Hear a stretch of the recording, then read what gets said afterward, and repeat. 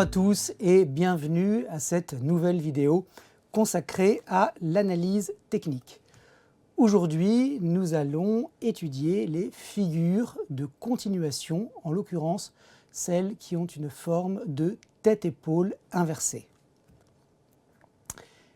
La figure en tête-épaule inversée revêt une signification et des implications très différentes selon qu'elle apparaît dans une tendance baissière ou dans une tendance haussière.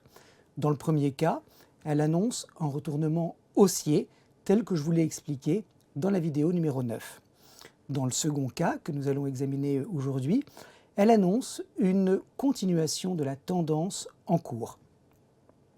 L'apparition d'une tête-épaule inversée au sein d'une tendance haussière reflète une pause momentanée du momentum et le retour à l'équilibre dans le rapport de force qui oppose acheteurs et vendeurs. On parle ici de consolidation. Cette évolution latérale des cours dans la tendance marque une temporisation avant le redémarrage de la tendance.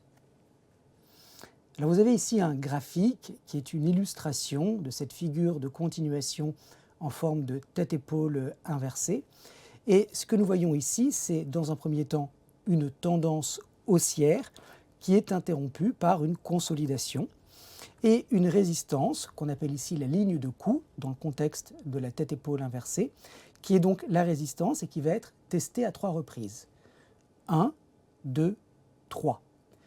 Puis, la 4e fois, la résistance est franchie et nous assistons donc à une poursuite de la tendance. Il est préférable, lorsque la ligne de coup est franchie, que les volumes augmentent sur le passage sur la ligne de coup. Une fois que la résistance est dépassée, il est fréquent d'assister à ce qu'on appelle un pullback, c'est-à-dire un repli sur cette zone de polarité, qui est une ancienne résistance et qui devient un nouveau support, et qui va donc être un test de confirmation de la reprise de la tendance. Et nous allons voir les cours, lorsqu'ils testent cette polarité, être soutenus par un courant acheteur et reprendre leur trajectoire dans le sens de la tendance de fond.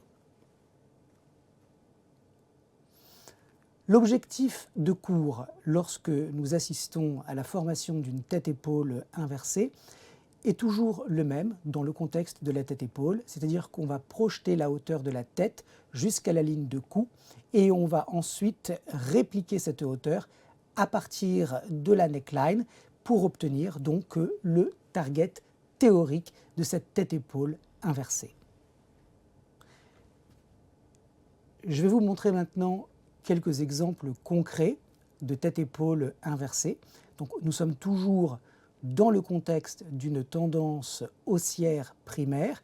Ici, vous avez un graphique en données hebdomadaires du Stoxx 600 services et biens industriels.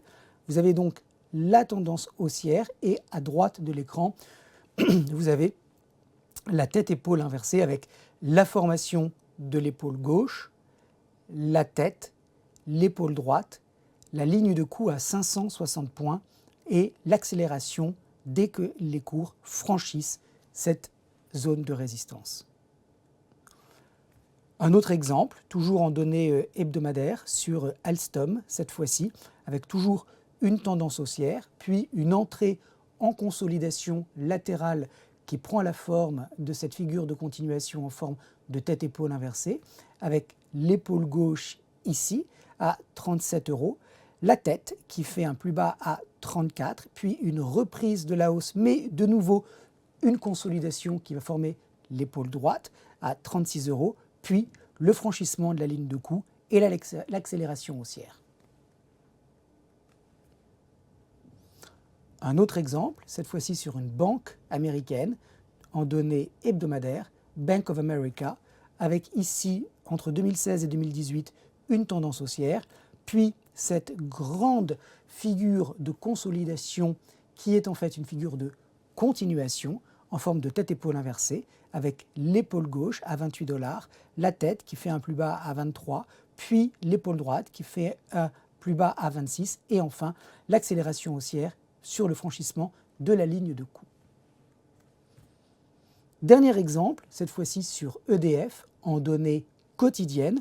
Vous avez une très forte accélération haussière début 2020, puis une petite phase de consolidation qui prend la forme d'une tête-épaule inversée avant le franchissement donc de la ligne de coût et la très forte accélération qui suit. Voilà, cette vidéo sur les figures de continuation en forme de tête-épaule inversée est terminée.